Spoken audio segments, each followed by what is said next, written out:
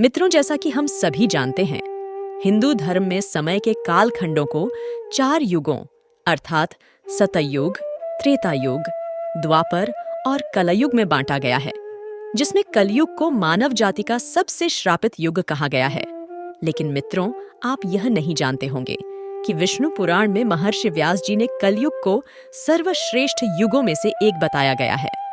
उनका ऐसा कहने के पीछे क्या तर्क था और कलयुग को सर्वश्रेष्ठ कैसे बताया गया है, आज हम बात जानेंगे इसके बारे में, जिसका वर्णन विष्णु पुराण में किया गया।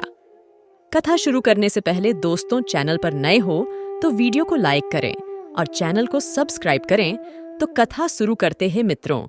विष्णु पुराण के 6ठे अंश के अध्याय 2 में वर्णित आज की इस कथा के अनुसार एक दिन महर्षि व्यास गंगा नदी में स्नान कर रहे थे। तभी कुछ ऋषि गण वहां पहुंचे और उन्होंने देखा कि व्यास जी नदी में डुबकी लगाकर ध्यान कर रहे हैं। यह देखकर वे ऋषिगण नदी तट पर एक वृक्ष के नीचे बैठ गए।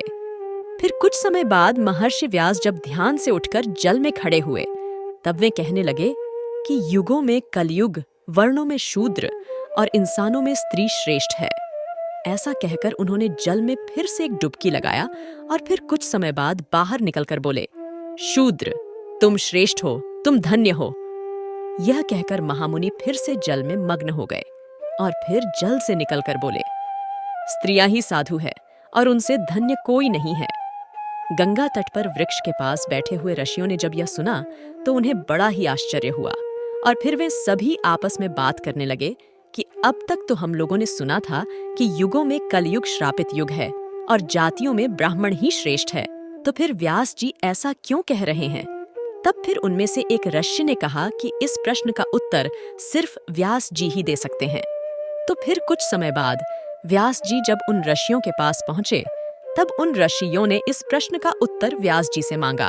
तब फिर व्यास जी ने इसका उत्तर ऋषि को देते हुए कहा कि हे ऋषिगण, जो फल सतयुग में मनुष्य 10 वर्ष तपस्या, ब्रह्मचर्य आदि करने से मिलता है, वो फल मनुष्य त्रेता युग में 1 वर्ष और द्वापर में 1 महीने और कलयुग में 1 दिन में मनुष्य प्राप्त कर सकता है।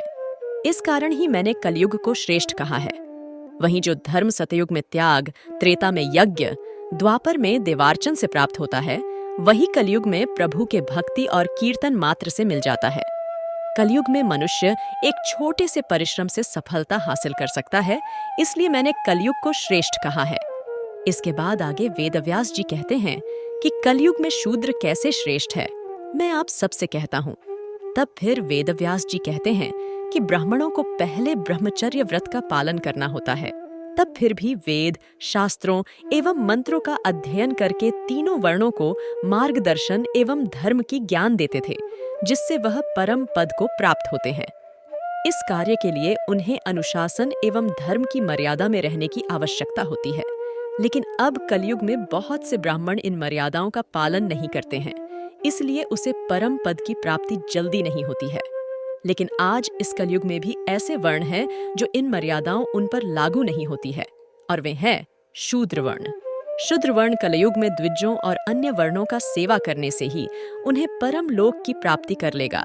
इसलिए मैंने शूद्र को सबसे कलयुग में मनुष्य में श्रेष्ठ कहा है। उसके बाद वेद व्यास जी स्त्रियों के बारे में कहते हुए बतलाते हैं कि स्त्रियां ही कलयुग में साधु है।